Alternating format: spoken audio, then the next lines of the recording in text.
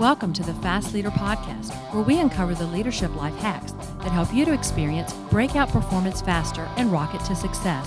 And now, here's your host, customer and employee engagement expert and certified emotional intelligence practitioner, Jim Rimbach. Call Center Coach develops and unites the next generation of call center leaders. Through our e-learning and community, individuals gain knowledge and skills in the 6 core competencies that is the blueprint that develops high-performing call center leaders. Successful supervisors do not just happen. So go to callcentercoach.com to learn more about enrollment and download your copy of the Supervisor Success Path ebook now.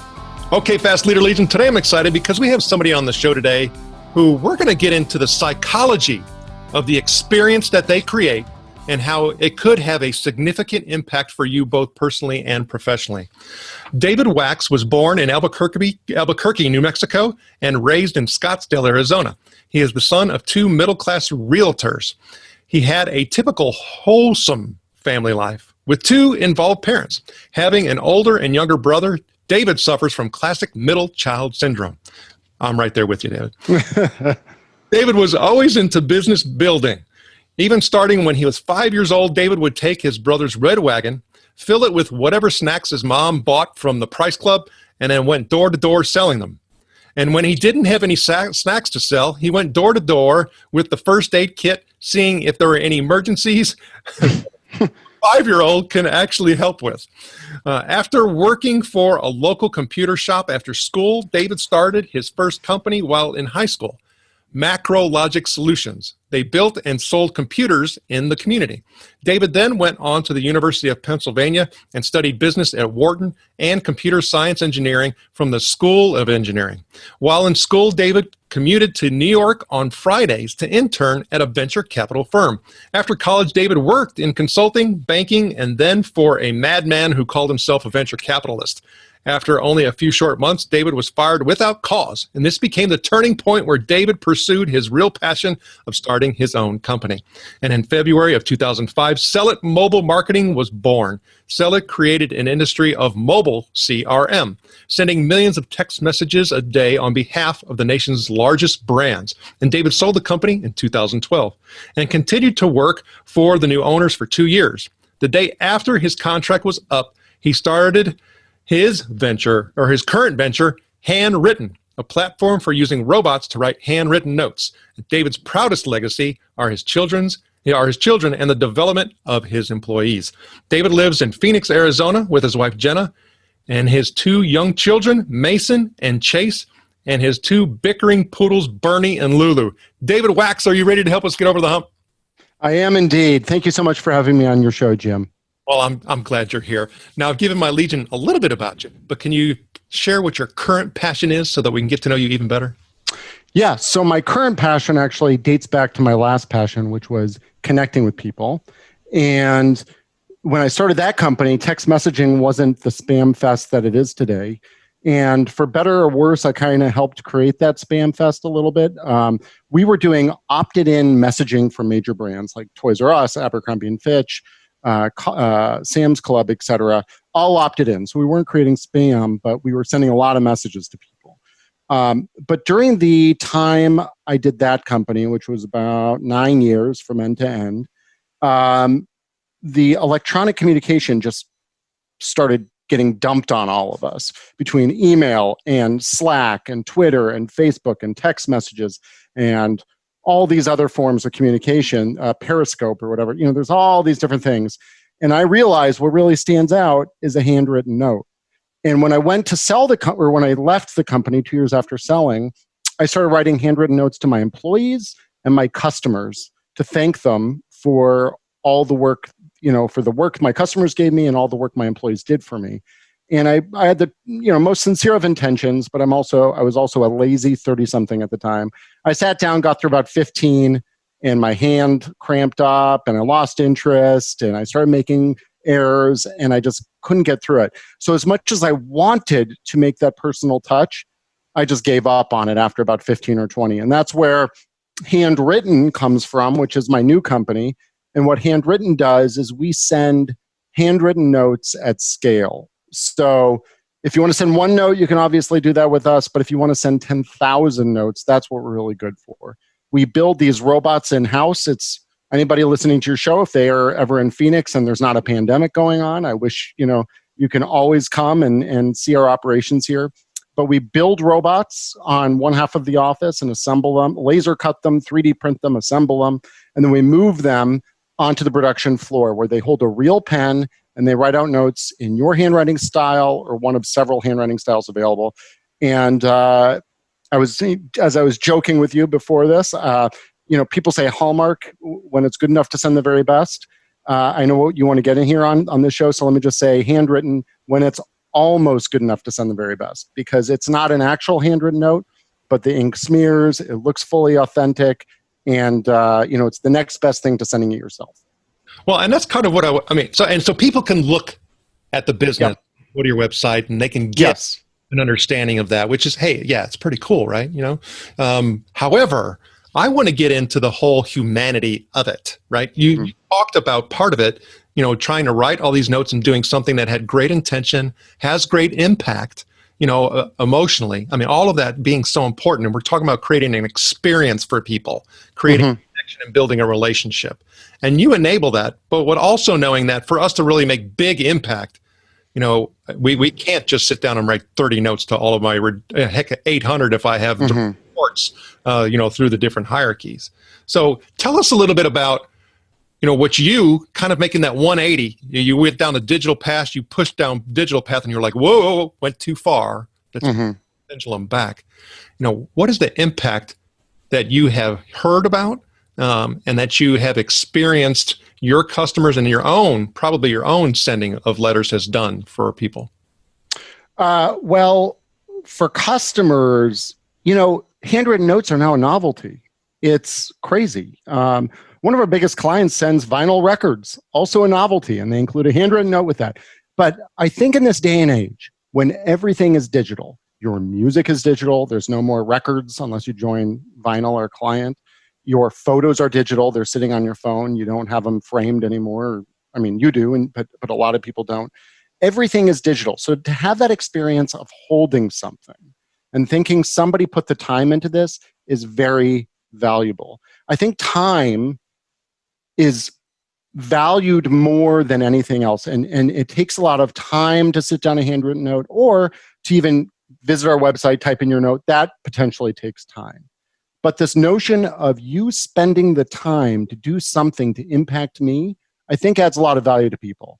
I was in a meeting with a cosmetic brand, and the guy said the other equivalent, the gentleman on the other side of the table, said the other equivalent of sending a handwritten note these days is sitting in a meeting where somebody turns over their phone. So they can't look at their phone, they can't read their emails, they can't look at their text messages as they're talking to you. They're engaged with you fully. And that is such a rarity these days. I mean, I have an Apple Watch, which I didn't wear today, but half the time I want to take it off and throw it across the room because it's just constantly beeping, beeping, beeping. I've got beeping on my laptop, beeping on my computer, on my phone, beeping on my watch. And it's just like the attention you want to give somebody is nearly impossible to do. So these handwritten notes we're doing, they show that at least you were in their head for a few minutes and you took the time to send them a handwritten note. With those handwritten notes, and I'm not trying to get into an advertising spiel here, but we include, we include gift cards. And when we work with these gift card vendors that say, hey, do you want to include a digital gift card? It's way cheaper. You can have a huge variety of gift cards and all that. I say, no, that's just not, we're not a digital gift card company. We want a physical plastic gift card so that when you get that gift card, you hold it, and even though you're just going to go online and type in the number anyway, there's something about holding that physical thing that people are losing these days. I was talking to a client of mine. I didn't even know what he did. I thought he was a lawyer based on the company name, but it turns out he's a piano tuner. So once a year, this gentleman goes into people's houses and he tunes their piano. And after every piano tuning, he uses our service to send them a handwritten note. He told me that he went into a house recently. I guess he's serviced their piano at least twice. And the handwritten note he had sent them through our service last year was still stuck to their fridge. Now, you're not going to get that from an email. You're not going to get that from a text message. You're not going to get it. You're probably not going to get it maybe sort of from a printed letter that you send them if you sign it, maybe, because people aren't even doing that anymore. But just describing to somebody or connoting this idea of, hey, I care about you enough to send a real handwritten note. That's the goal. Or at least I'm putting some effort into this crazy system that uses robots to send you handwritten notes that you'll never even know that's, hopefully, if we're doing our job, you'll never know that's what we're doing. At least I'm doing something to show, hey, I appreciate you. And a lot of people say, oh, well, can I insert this and that? And yes, we do the gift cards. But to me, and we do business cards and stuff, but to me, the gift is the note. The gift is being able to carve out 2 minutes of your time to get your message on paper and say, thank you for what you've done. Or I'm caring about you during this pandemic.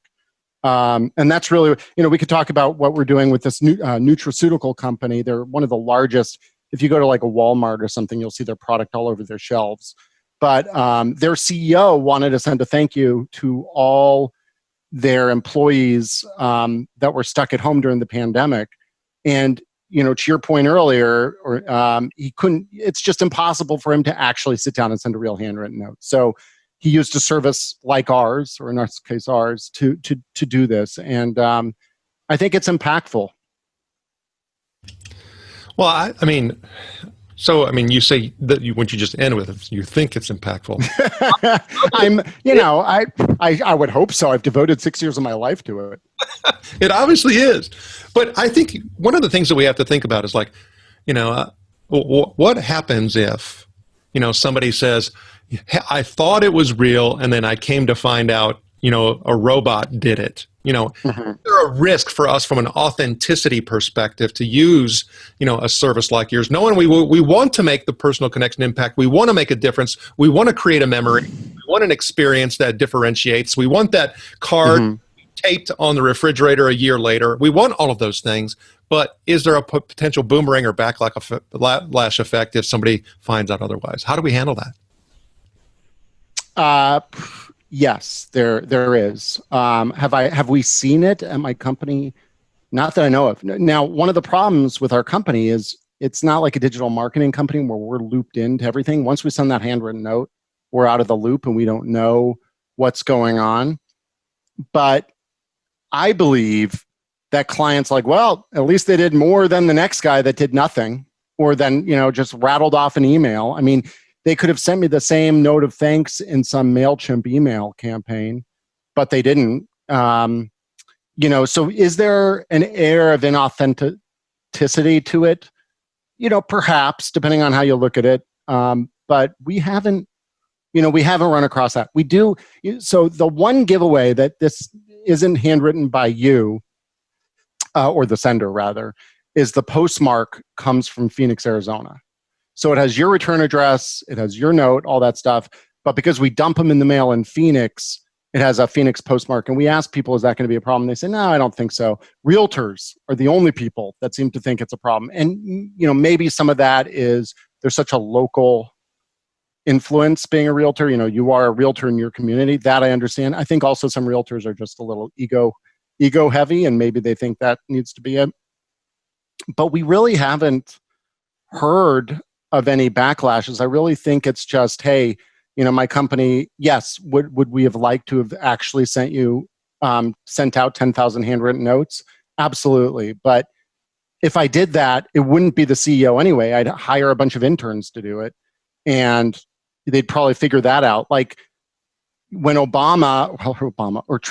whenever the president sends out his Christmas card every year, it's always signed by the president. But it's not actually signed by the president. It's signed by an auto pen in the president's handwriting, and that's been going on for 50 years. And I guess it's the risk is way outweighed by the rewards, I would say.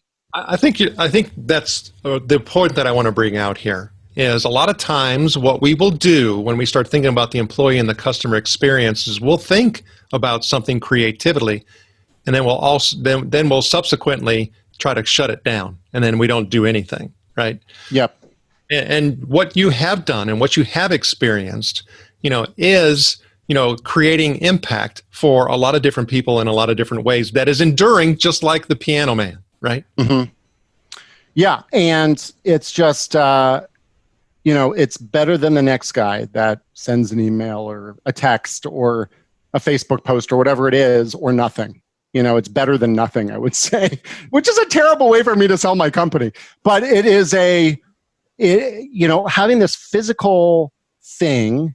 Now, granted, you could compare us to a print piece, but there's something about a print piece that just screams inauthenticity. If it's just a slick, thin printed print piece that took no effort. It's just, you get them printed 20 cents each at FedEx office and you're done.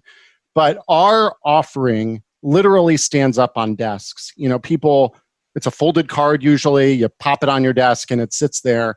And when we're doing our selling, we'll follow up with people if they don't buy from us, but they've requested a sample kit. And they'll say, oh yeah, I have your sample right here. And that'll be 6 months later.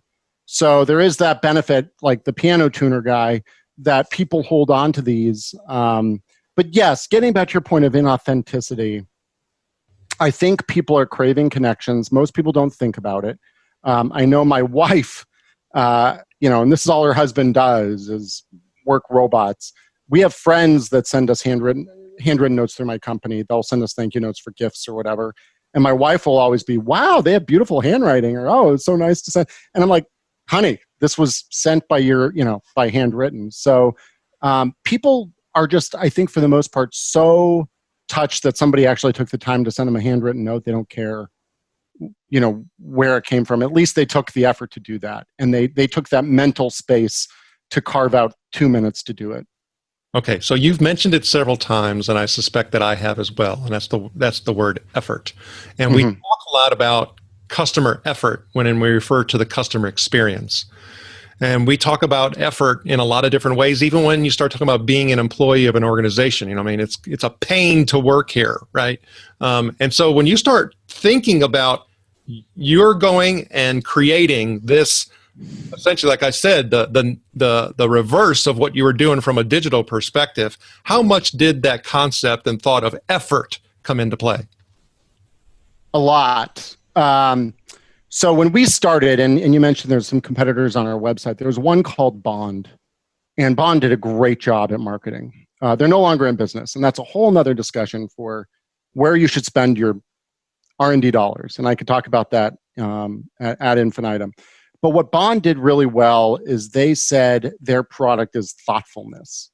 Now, that is a little highfalutin, saying, okay, my product is thoughtfulness. But in a way, they are right. It's that effort, it's that thoughtfulness of sitting down. And that's what I was trying, before I even created the company, when I was at my last one and I was trying to send a thoughtful note to my actual note to my employees and to my clients, that's what I was trying to do. I was trying to show that sincerity, that I was so thankful to my employees for putting up with me and at the time, I swear I've gotten better, but my ranting and raving that I would on occasion do, and my employee and my clients for trusting in me, trusting in my old company and building it to what it was and championing it throughout the entire life cycle.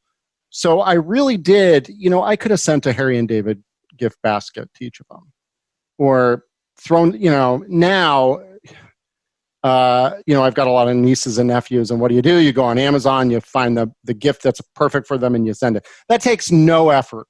That takes no thoughtfulness, and it comes with a Amazon printed card that shows you just went on Amazon, you did it in 2 minutes, and you're done.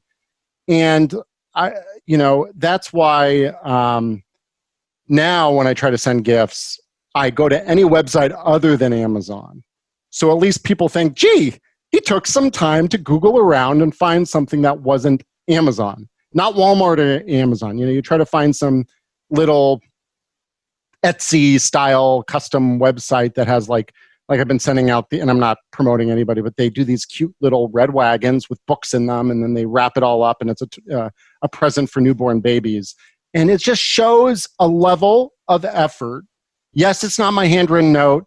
Yes, I didn't actually collect all those books and put them in that cute little wagon and send it to you. But at least I took some time to not just go on Amazon and click the first thing that pops up when you type in gifts for babies. And it's really boiled down to that. The bar is so low now with what people expect you to do, that if you go over it just incrementally, it shows that level of effort and thoughtfulness that most people just don't care about anymore. Well, and for me, okay, so just a little bit of background. I've gone through a whole lot of instruction and courseware on employee engagement. I'm certified in emotional intelligence. And, what you're talking about for me, as I am hearing you say it, is our feeling of being valued. I feel valued. It's an important retainer and promoter for employees. Like, hey, I feel valued by my coworkers, and I feel valued by my boss and the organization. And the same thing applies with customers, because, hey, we're all customers. I mean, so that feeling valued element, when we start thinking about creating an experience, is so vital. And obviously you're executing on it. So did you really have an opportunity to potentially go down a different path, and you stopped it because of that? I mean, you said something about the whole gift card thing. It could have done digital, could have done that. Mm-hmm. Let's go back to this story where Herb Keller, who was the CEO of Southwest Airlines, when somebody brought to them something, an idea about serving a chicken salad on one of their major routes. And so Herb asked the question, okay, how does that impact our ability to turn the flight around? How does that impact, which, he started going down their core values and what they stood for and stuff. And then they couldn't answer any positives to any of that. And he said, okay, then we're not serving any effing chicken salad. I think Herb also sent a whole bunch of handwritten notes too. I think he'd send them to real handwritten notes to clients, and, frequent flyers and that type of thing. But yeah, with gift cards, our biggest competitor is we don't know exactly who our competitors are, but our biggest competitor, we think, laser prints the notes, and they look pretty much like they were written in pen and ink, but not exactly. And my wife asks, and my employees ask, and they say, gee, why don't we do this too, as kind of a lesser priced option? And it's just, they could go to the competitor and do that if that's important to them. I'm trying to create something that's almost good enough when it's to send the very best. And to me, that means it has to be written in pen. And it might not take your hand a long time to write the note, but it takes the robot 5 minutes to write that note. And I think there's something baked in there.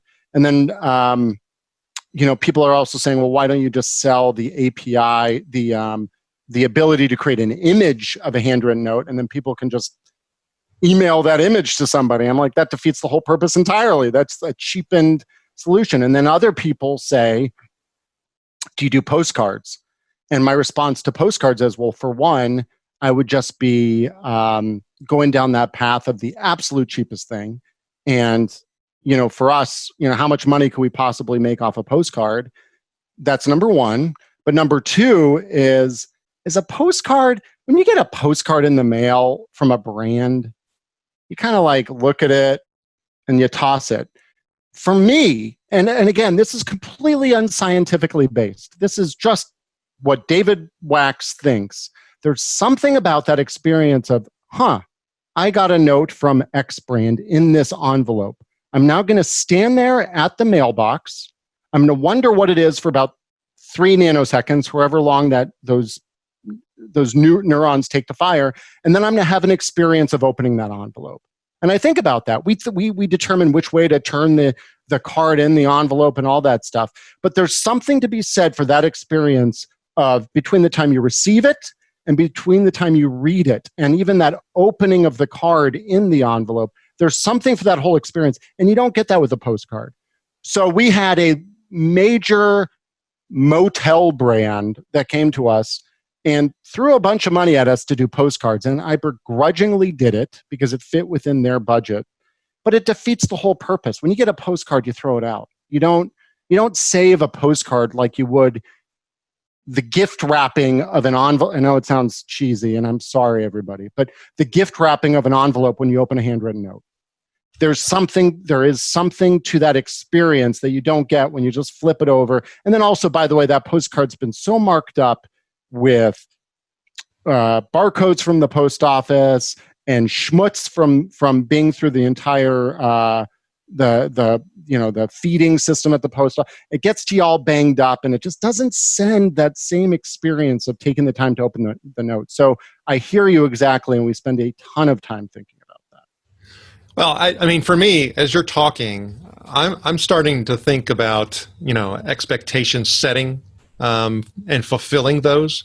The whole conviction and commitment. I mean, there's so many elements that you're talking about that are so vital to creating an employee and customer experience that you're sitting here and saying, I know this may sound, fluffy and this, that, and the other, but all of these things you're talking about are based and deeply rooted in a lot of science and are proven facts. So I'm glad you're bringing it forth and that we're having this discussion, because hopefully people will walk away and say, I never really thought about that.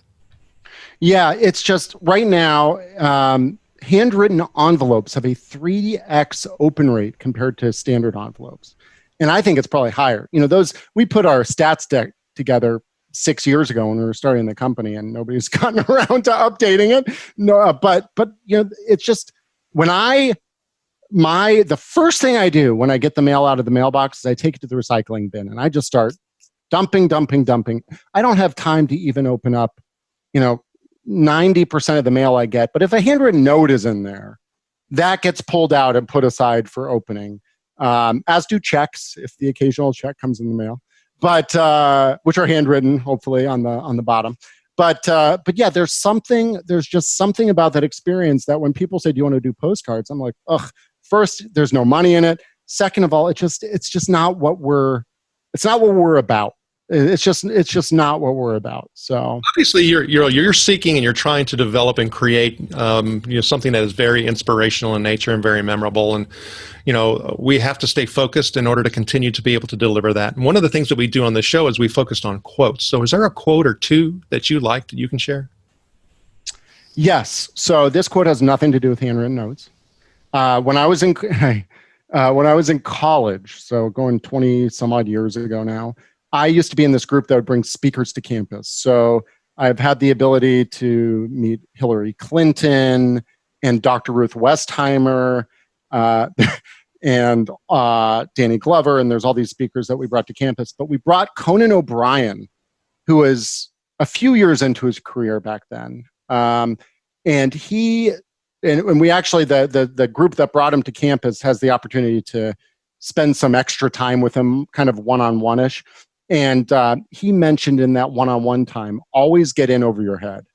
And here I am 25 years later or something, remembering that quote. And it's funny because as I was starting my last company, I was dead broke and I was moonlighting at a guy I met through Monster.com. He had his own startup he was doing, which he's become insanely successful from, 100-fold more than me. But I told him, always get in over your head. And then we were both in the Inc. 500 list one year, and they interviewed both of us, and we both gave the same quote, and they attributed it to him, and he didn't know where it came from. And I was saying, well, first of all, that's not your quote. That was mine. I told you that. And second of all, that's from Conan O'Brien. So kudos to Conan O'Brien. But because the reason I find always getting over your head important is you can't grow unless you get into scary territory. I think if you're not getting in over your head, you're doing what the textbook says or what Google says or what your education says. But if you get in over your head, you're forcing yourself to grow, you're taking risks, and you're entering an area of uncertainty that you wouldn't be in otherwise. And I find that so valuable for me personally. Has nothing to do with what we're talking about. But I could pull open our pitch deck and find some very advertising friendly quotes about how the value of handwritten notes. But, sincerely, always getting over your head is the one that really hits me. And that's the one I'm looking for. I mean, really for us, when we start talking about improving experience, creating a memory, standing by, your convictions. I mean, all of those things are the getting over the head thing that you're talking about in so many different ways. Now, there are some times when we have done such a thing and it's created a hump that we have to get over. And life lessons and learning that we all can, find value in. Is there one of those times where you've gotten over the hump that you can share?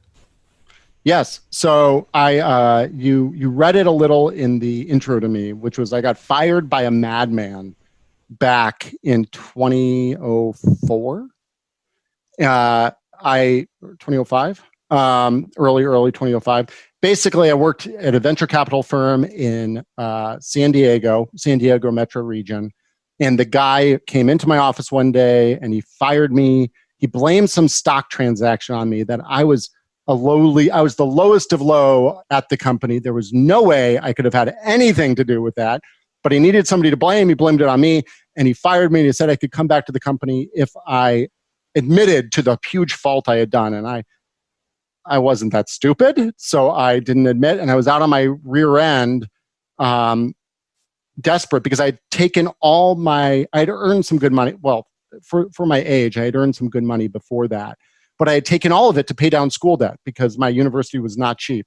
So while I didn't have much school debt, I didn't have any money in my pocket, and moved back home to Phoenix, Arizona with my head between my legs, and I started SellIt, my last company. And the trusting in yourself, as cheesy as it sounds, it really matters, because weeks and months went by of, geez, am I doing the right thing? Am I wasting time? I was broke.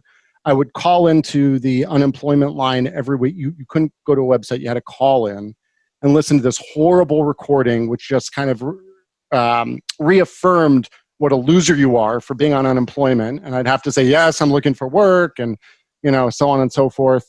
And I would sit there and I'd program. And I eventually came up with my first company, and it was a surprising success. Well, compared to Handwritten, it took way less time to get off the ground, by an order of three times faster than my current company. So it took off really quickly, and it was great, but I'd still doubted myself, and I doubt myself in Handwritten. But there's this whole idea of analysis paralysis, and you could sit around forever determining, is it the right time to start this company? Is it the right time to switch jobs? And you'll just never do it, because you'll be sitting there with your spreadsheets and your pros cons lists forever, and you'll never get around to it. And you just have to make that leap, and you have to trust in yourself to a point. I know you might have kids or other things that, eventually you can't do it, but it's really the best time to start a company is always today, because tomorrow you're going to have more obligations. So I was lucky enough that my parents and my friends were like, no, this is, keep at it. You'll get through it. And 2 years later, I was off the ground with that one. So I was very lucky. That would really be the experience that did it. But in my house in Phoenix, we recently just planted a bunch of trees in the backyard. And you plant these trees, and the first thing they do is they kind of die. They don't fully die, but the roots haven't taken hold yet. And when you move something and the roots don't take hold, things look really bad for a couple weeks or months or whatever. And I keep calling the tree company, asking them, is this okay? And they say, yep, give it time, it'll take root. And there's a lot of analogy to that, to making a big change in your life, whether that's starting a company, changing jobs, moving to a new place, whatever it is, you got to let that idea take root. And it will shrink, it will wither for a while, but if you stick with it long enough, hopefully, in the case of Handwritten, it takes a little longer than the first company, but you start seeing new green buds on that tree, and you just have to trust in yourself in the process. Well, I think that definitely fits in with your quote from Conan. Without a doubt. Yeah. Very, very much a truism all the way through.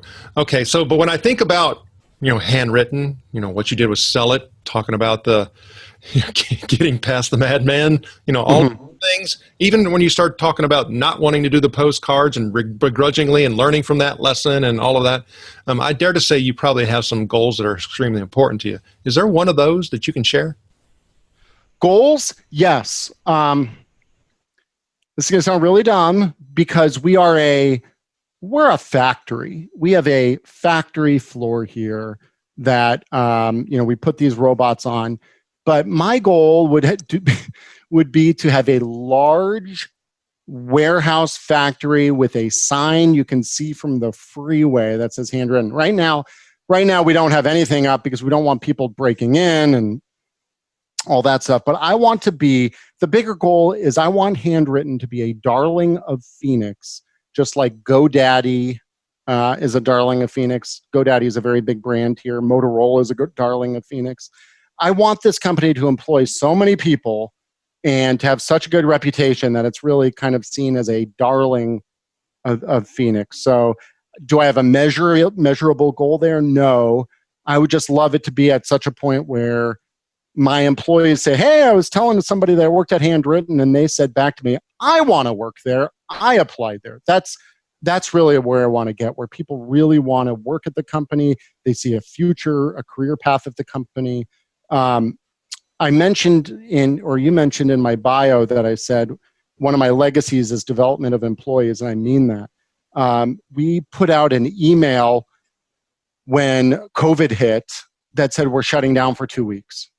And, a lot of companies shut down for a couple of weeks. But when I sent that out, I got an email back from one of my old employees at SellIt saying, hey, I saw your email that you're shutting down, and I just wanted to let you know I wouldn't be who I am. And he's no longer, obviously we parted ways. He's in Chicago, had gone off and done his thing. I wouldn't be who I am in my career if it wasn't for you and SellIt and for what you did. And I've seen that a few times. I've seen it with some account managers and some programmers and all these people at the last company. And I'm seeing it now at my new company. And it is like raising children. And it's such a positive aspect of this that I just love it. It's something I wasn't expecting, and it's something I absolutely love. Well, and the Fast Leader Legion wishes you the very best. Now, before we move on, let's get a quick word from our sponsor. An Even Better Place to Work is an easy-to-use solution that gives you a continuous diagnostic on employee engagement along with integrated activities that will improve employee engagement and leadership skills in everyone. Using this award-winning solution is guaranteed to create motivated, productive, and loyal employees who have great work relationships with their colleagues and your customers. To learn more about An Even Better Place to Work, visit beyondmorale.com/better. All right, here we go, Fast Leader Legion. It's time for the Hump Day Hoedown. Okay, the Hump Day Hoedown is the part of our show where you give us good insights fast. So I'm going to ask you several questions, and your job is to give us robust yet rapid responses that are going to help us move onward and upward faster. David Wachs, are you ready to hoe down? I sure hope I am, yeah. All right, so what is holding you back from being an even better leader today? Delegation. I don't know how long of an answer you want, but I need to be able to delegate more. I'm still doing the bookkeeping. That's not the way a 6-year-old company should be doing. And what is the best leadership advice you have ever received? Always get in all over your head. And then there's that book by Michael Gerber, E-Myth, which is work on the business, don't work in the business. And as much as I work on the business, I certainly work in the business, and I got to stop doing that. And what is one of your secrets that you believe contributes to your success? A strong understanding of automating processes and learning how to automate stuff, with not just handwritten notes, but just marketing funnels, outbound sales funnels, internal processes for employee, whatever it might be. Employees need to take a vacation, setting up systems that automate all that, automating processes. And what is one of your best tools that helps you lead in business or life? Lead in business or life tools. That's a tough one. In business, an actual tool is Zapier. I don't know how many of you are familiar with Zapier. If I didn't work for Handwritten, I would work for Zapier. It is incredible and has helped us automate so much of our business. In life, I would say my wife. She keeps me on track. And what would be one book that you'd recommend to our Legion? And it could be from any genre. You mentioned the E-Myth book. Is there another one? Yes. There's another book. It's called Traction by Gino Wickman, who is the EOS method gentleman. He outlines a ton of tools for kind of managing meetings and setting up meeting structure, creating guarantees for your business. All sorts of different aspects of setting up a more replicable business. But I would have to always revert to the E-Myth. That book was highly influential. It is a simple read. It's about as close to a brochure as you can get. So if any of your listeners or viewers don't want to read a long book, but they want some real great insight, E-Myth by Michael Gerber. Okay, Fast Leader Legion, you can find links to that and other bonus information from today's show by going to fastleader.net/David Wachs. And Wachs is actually spelled W-A-C-H-S. Okay, David, this is my last Hump Day Hold On question. Imagine you were given the opportunity to go back to the age of 25, and you can take the knowledge and skills that you have now back with you, but you can't take it all. You can only take one. So what skill or piece of knowledge would you take back with you, and why? I said delegation is not my best skill, but it's a lot better now than it was. So I'd give my 25-year-old self that delegation. David, I had fun with you today. Can you please share with the Fast Leader Legion how they can connect with you? Absolutely. I'm on Twitter, and it's at David B as in boy Wachs, W-A-C-H-S. LinkedIn, David Wachs. Just search for David Wachs Handwritten. You're bound to find me. You can always go to handwritten.com or email david@handwritten.com and get me. Please no spam, but you can email me there as well. David Wachs, thank you for sharing your knowledge and wisdom. The Fast Leader Legion honors you and thanks you for helping us get over the hump. Thank you for joining me on the Fast Leader Show today. For recaps, links from every show, special offers, and access to download and subscribe, if you haven't already, head on over to fastleader.net so we can help you move onward and upward faster.